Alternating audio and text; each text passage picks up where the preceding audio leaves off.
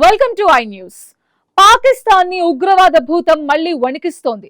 ఇప్పటికే TTP, BLA వంటి సంస్థలతో సతమతమవుతున్న పాక్ కు ఇప్పుడు ఇతిహాదుల్ ముజాహిదీన్ అనే కొత్త ముఠా నిద్ర లేకుండా చేస్తోంది. తాజాగా బన్నూ ప్రాంతంలో జరిగిన భీకర ఆత్మాహుతి దాడిలో ఏకంగా 15 మంది పాక్ సైనికులు ప్రాణాలు కోల్పోయారు. ఏడాది క్రితమే పుట్టిన ఈ సంస్థ ఇంత తక్కువ కాలంలోనే పాక్ సైన్యంపై ఇంత పెద్ద దాడికి ఎలా పాల్పడింది? ఈ కొత్త ఉగ్ర ముఠా వెనుక ఉన్న వ్యూహం ఏంటి? ఈ స్పెషల్ స్టోరీలో చూద్దాం.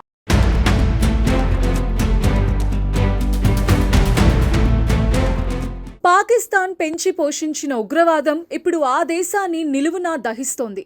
ఖైబర్ పఖ్తూన్ఖ్వా ప్రాంతంలోని బన్నూ జిల్లాలో జరిగిన ఆత్మాహుతి దాడితో పాక్ ఆర్మీ ఒక్కసారిగా షాక్కి గురైంది.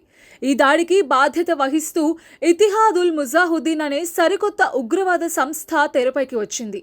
పాక్ ఆర్మీ తన పట్టు ఉందని చెప్పుకునే అత్యంత సురక్షితమైన ప్రాంతంలోనే ఈ స్థాయి విధ్వంసం జరగటం భద్రతా వైఫల్యాలను ఎత్తిచూపుతోంది. సరిగ్గా ఏడాది క్రితం అంటే 2025 ఏప్రిల్ 11న పుట్టుకొచ్చిన ఈ సంస్థ కేవలం 12 నెలల కాలంలోనే పాక్ సైన్యం వెన్నులో వణుకు పుట్టిస్తూ ఈ ఏడాదిలోనే అతిపెద్ద ఉగ్రవాద దాడికి పాల్పడడం గమనార్హం. ఈ సంస్థ పుట్టుక వెనుక ఒక పక్కా వ్యూహం కనిపిస్తోంది. బీబీసీ మానిటరింగ్ నివేదిక ప్రకారం గతంలో యాక్టివ్ గా ఉన్న 3 వేర్వేరు ఉగ్రవాద బృందాలు ఇస్లామిక్ క్రాంతి, లష్కరే ఈ ఇస్లాం మరియు హాఫిజ్ గుల్ బహదూర్ గ్రూపులు కలిసి ఈ కొత్త ముఠాను ఏర్పాటు చేశాయి. ముఖ్యంగా ఒకప్పుడు పాక్ ప్రభుత్వం గుడ్ తాలిబాన్ అని పిలిచిన హాఫిజ్ గుల్ బహదూర్ వర్గం ఇప్పుడు పాక్ సైన్యం పైనే పగబట్టడం విశేషం.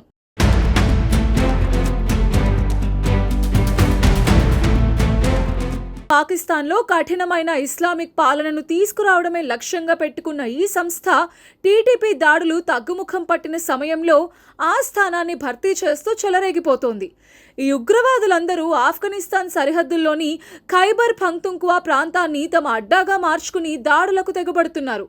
ఈ ముఠా అనుసరిస్తున్న వినూత్న వ్యూహం పాక్ నిఘా వర్గాలను తీవ్ర అయోమయంలో పడేస్తోంది. ఈ సంస్థకు అధికారికంగా ఎలాంటి సర్కార్ నాయకుడు లేడు.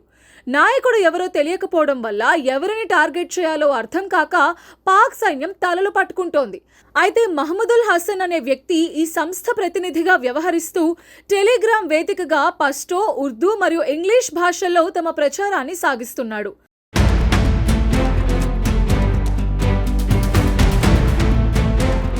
బన్నూ దాడి తర్వాత పాక్ విదేశాంగ శాఖ తీవ్రంగా స్పందిస్తూ ఈ సంస్థ వెనుక ఆఫ్ఘనిస్తాన్ హస్తం ఉందని ఆరోపించింది.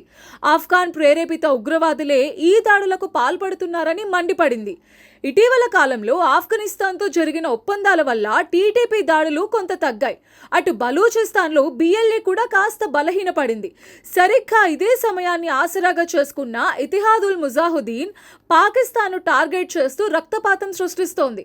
కేవలం ఏడాది కాలంలోనే ఇంతటి భారీ ఆత్మాహుతి దాడిని ప్లాన్ చేయటం అంతర్జాతీయ భద్రతా వర్గాలను సైతం ఆశ్చర్యానికి గురిచేస్తోంది.